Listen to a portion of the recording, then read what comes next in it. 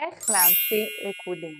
אוקיי, אז איך שאני רואה את זה, יש לזה שתי דרכים, הדרך הטבעית והזורמת של הפרי סטייל ודרך קצת יותר מחושבת.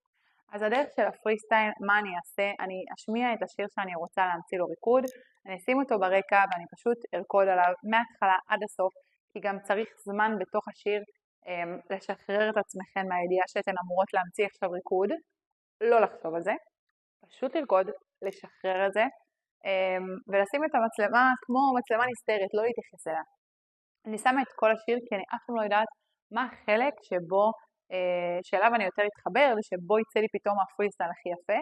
שמה את כל השיר, שמה אותו אולי אפילו 3 פעמים, עד שממש אני אשתחרר מהמחשבה שאני אמורה להמציא פה איזה ריקוד, ואני פשוט ארקוד בצורה טבעית. אחרי זה אני צופה בסרטונים, מה שקורה בדרך כלל, אם התאמנתם על פרי סטייל והקשבתם לפרקים הקודמים, מה שקורה בדרך כלל זה שיש איזשהו קטע בשיר שאני ממש אוהבת את מה שיצא שם, זה יושב בול על המוזיקה, זה מעביר את הסיפור, זה נראה לי מהמם, זה כמובן לא מושלם כי זה פרי סטייל, אז אני אקח את הקטע הזה ואני אשב עליו ואעבוד עליו קצת, טיפה אשנה את מה שצריך, טיפה אוסיף מה שחסר, וזו בדרך כלל הדרך הכי קלה עבורי להמציא את הריקודים, ממש מתוך הנשמה ומתוך הגוף בפרי סטייל. הדרך המחושבת יותר היא קודם כל להחליט על איזשהו ויז'ן, מה אני רוצה לעשות בריקוד הזה. כשמדובר בכוריאוגרפיות, בדרך כלל זה לא יהיה פרי סטייל, בדרך כלל זו תהיה הדרך היותר מחושבת, כי צריך לעשות משהו שהוא מסוים והוא ספציפי. אז אני מנסה לחשוב, האם אני צריכה את זה לגיל מסוים, מה המטרה של הריקוד, מה הוא אמור להעביר, מה בעצם הוויז'ן שלי לדבר הזה, האם צריכות להיות פה תנועות שהן חדות, שהן ישרות, שהן חזקות, האם אני הולכת לעשות כאן משהו שהוא יותר משחקי.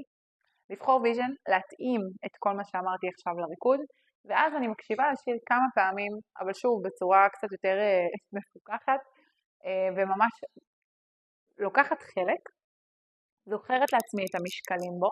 מה זאת אומרת המשקלים? לא משנה מה בדיוק יש במוזיקה, אבל את המשקלים, נגיד זה טה טה דה דה, לוקחת את המשקל הזה, חושבת מה אני יכולה להושיב על המשקל הזה. אוקיי, טה טה דה דה, זה סאונד שהוא מאוד מהיר, כנראה אלה יהיו דברים קטנים, אני לא עושה עכשיו תנועות ענקיות וגדולות על הדבר הזה.